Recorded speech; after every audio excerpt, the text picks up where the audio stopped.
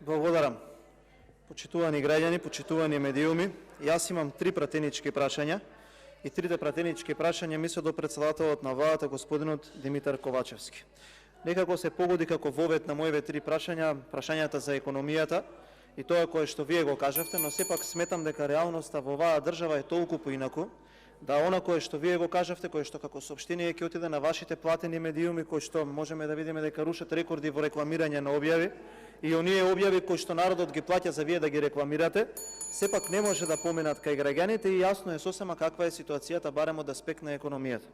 Господине Ковачевски, јас верувам дека вие добро сте ги проследиле анкетите на Националниот демократски институт на NDI, каде што меѓу другото има и економски показатели кои што се несоборливи, па така деве можеме да видиме како првите 5 најголеми проблеми кои што ги мачат граѓаните на Република Македонија се сиромаштијата и нискиот стандард, високите цени, економската состојба, ниските плати и пензии и невработеноста.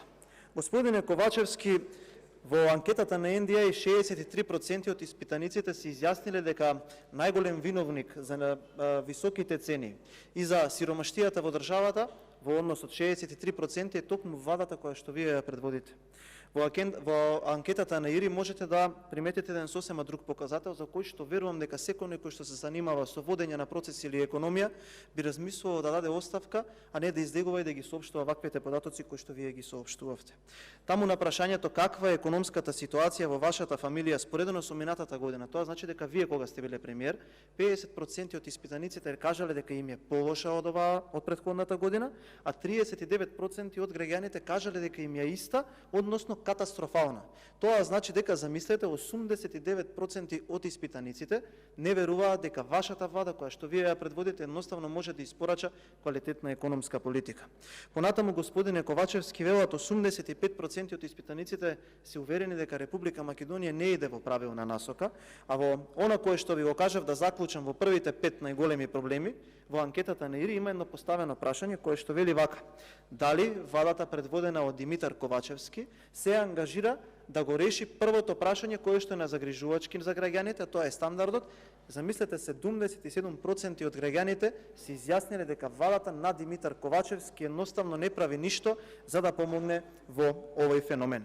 Господине Ковачевски, јас во моите 3 прашања ќе се фокусирам на оно кое што е едно од најактуелните работи во изминатите неколку недели, а тоа е така наречената даночна реформа и политиката на вашата влада во однос на даночењето, на проширувањето на даночната база, како и на сузбивање на сивата економија, за која што верувам дека заедно ќе се согласиме дека во оваа држава е 1/3 од целиот економски промет, односно највисока во регионот.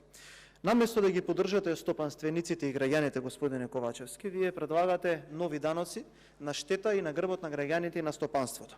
И сето тоа се прави заради тоа што буџетот е празен, бидејќи парите се испокрадени и при еден ваков рекордно висок буџет. А зошто се парите испокрадени е логичното прашање. Не е заради тоа што се градат капитални инвестиции, не е заради тоа што е почнат клиничкиот центар во Скопје или е почната реконструкцијата на болницата во Кичево, или во напредна фаза е болницата во Штип, или се градат автопати како ова што се ветува, туку тие пари се испокрадени за набавки во 4 очи, нешто што го потврдува и годишниот ревизорски извештај на Државниот завод за ревизија. Господине Ковачевски, стопанството е против овој закон. Во Македонија има 3 репрезентативни комори, тоа е Сојузот на стопански комори, тоа е Стопанската комора на Република Македонија и Економско-стопанската комора на Северозападна Македонија. Сите 3 комори се против даночната реформа која што вие ја туркате во собранието и тоа замислете со европско знаменце, повикувајќи се на регулатива која што е непостоечка, бидејќи не може да постои регулатива на која што може да се уредува внатрешно прашање, бидејќи и во самата Европска унија нема унифициран даночен систем. Тоа кое што беше планирано како десетици милиони евра, од оние кои што се најуспешни, да се реинвестираат, да ја помогнат економијата, да направат повеќе работни места, да го зголемат своето производство, овој пат ќе влезат во една сомнителна ставка, за која што не Бојан Стојановски, не Дафина Стојановски или било кој од ВМРО-ДПМН кажува дека средствата се злоупотребени, тоа го кажува Државниот завод за ревизија, дека од таа COVID-19 ставка средствата се злоупотребуваат и не може да се видат каде се. Наместо таму додат, тие пари ќе завршат каде, господине Ковачевски? Ќе завршат за да се купи нова Ауди на комшијата на оној на кој што му се запали. Ќе завршат да им се исплатат 167 милиони евра на подизведувачите на овие автопати за потоа истите тие да продадат хотел на првиот вице-премиер за 50.000 евра и да му го субвенционираат новото Ауди, кој што несомнено ние ќе го платиме, на кој што има во флешери, а кој што Оливер Спасовски вели не е ни прв ни последен. Со ваков предлог текст на закони на целата реформа која што вие ја предложувате, излегува дека државата ќе плати за сите криминали и за сите промашувања на вашата влада, а ефектот ќе биде скоро никаков. Ете да почнем од првото прашање. Тоа е вакво. Господине председател на владата, зашто не ги слушате критиките на стопанството кои што се изричито против овој закон? Зашто едноставно вие не изберете да организирате една расправа во рамките на владата, да биде јавна, да ги повикате коморите и да видите што изворно мислат оние кои што се најзасегнати од ова даночно решение. Затоа што ние во изминатиот период имавме средби со трите комори, тие велеа дека немаат проблем тие да помогнат во државниот буџет, но бидејќи треба да се исплати солидарен данок, треба и државата да биде солидарна. Господине Ковачевски, дали ви дојде до 76 милиони евра кои што не можете да ги би кажал обезбедите во рамките на буџетот, или до толку е буџетот празен да мора да земете од успешните, да ги казните лојалните на сметка на оние кои што не плаќаат и кои што додека ние сме во собранието на Република Македонија прогласуваат автономни енергетски зони, односно на клоци ги бркаат оние кои што треба да ја наплатат струјата, па гледаме како една цела држава е заложник на жители на едно село кое што укажува и поставува ултиматуми дека треба да им се наплаќа одредена максимална свота на пари додека потрошувачката може да биде слободна. Второто прашање, господине Димитар Ковачевски. Данокот на ДДВ. Сигурно го знаете предлогот, сте го читале. Сакам да им го објасните ова на граѓаните, бидејќи ќе имате 10 минути. Во тој закон се прави една замена на тези, каде што прехранбените производи им се додава едно зборче основни прехранбени производи.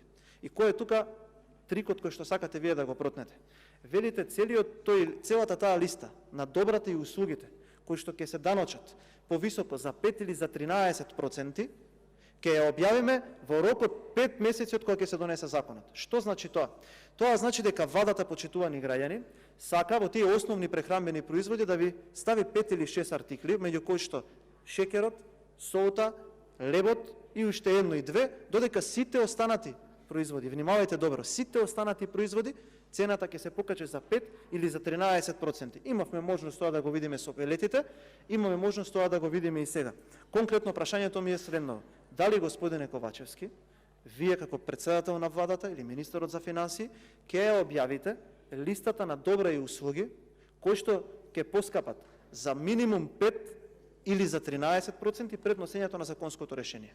Бидејќи ние имаме поднесено амандман да не биде објавено од кога ќе се донесе законот, туку по примерот на царинскиот тарифник да биде во склоп на текстот на законот. Ајде пред сите, не да ни даваат тука да ни прават димна завеса како Фатмир Сречко Битики да ни кажува масовац од едно, друго и трето, туку да видиме заедно како е и што ќе се поскапи од 5 до 13%. И третото прашање до председателот на владата, дали како председател на владата имате направено некаква анализа и сте свесни како оваа даночна реформа ќе ја зголеми сивата економија во државата, бидејќи на начин на кој што ви е вака поставена, вие ќе ги стимулирате, вие ќе ги мотивирате компаниите и граѓаните да прават даночна евазија, бидејќи прво двојно ги одоночувате, второ не им помагате никако и трето им ги кревате давачките во последниот квартал на годината кога согласно даночниот календар веќе се исплатени дивидендите и веќе тие трошоци се вкалкулирани.